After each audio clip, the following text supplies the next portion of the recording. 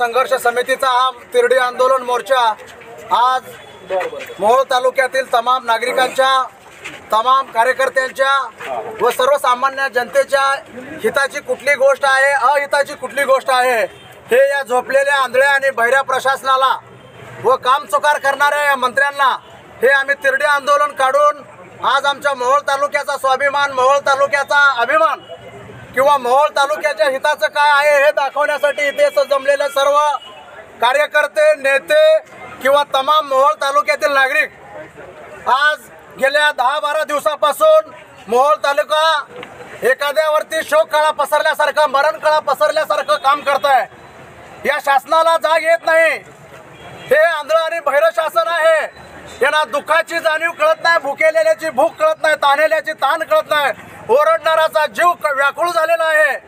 आज आमचे 4 लोक इथं 4 दिवसापासून अन्न पाणी त्यांनी प्राशन करायचं त्याग केलेला आहे, परंतु एकही अधिकारी, एक प्रशासनाचा जबाबदार व्यक्ती, एक सत्तेतला जबाबदार व्यक्ती आमच्या या आंदोलनाला भेट देत नाही।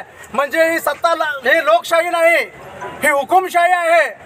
आणि ही हुकुमशाही तुमची मोहोळ तालुका सर्वजण मिळून, या सर्व पक्षाचे लोक आहेत, भारतीय जनता पक्षाचे आहेत, भारतीय राष्ट्रीय काँग्रेसचे आहेत, शिवसेना आहे, आदरणीय एकनाथ शिंदे साहेबांची शिवसेना आहे, अजितदादांचा पक्ष आहे, मोहोळ तालुक्यातील तमाम शेतकरी संघटना आहेत, व्यापारी संघटना आहे, सर्व महिला संघटना आहेत। एवढं सगळं असताना, सर्वसामान्यांच्या जिव्हाळ्याचा प्रश्न असताना सुद्धा हे आंधळं आणि मुका हे दुसऱ्यावर प्रशासन हे दादागिरी केलेल्याचं हे लक्षण आहे।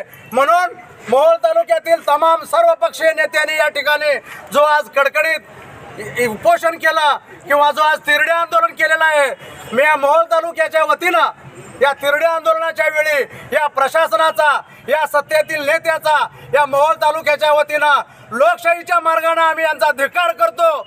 आणि आम्ही मोहोळ तालुका यापुढं हे अनगरचं झालेलं तहसील कचेरी, हे तहसील कार्यालय रद्द केल्याशिवाय इंचभर सुद्धा मागा सरणार नाही। मी एवढंच बोलतो आणि थांबतो।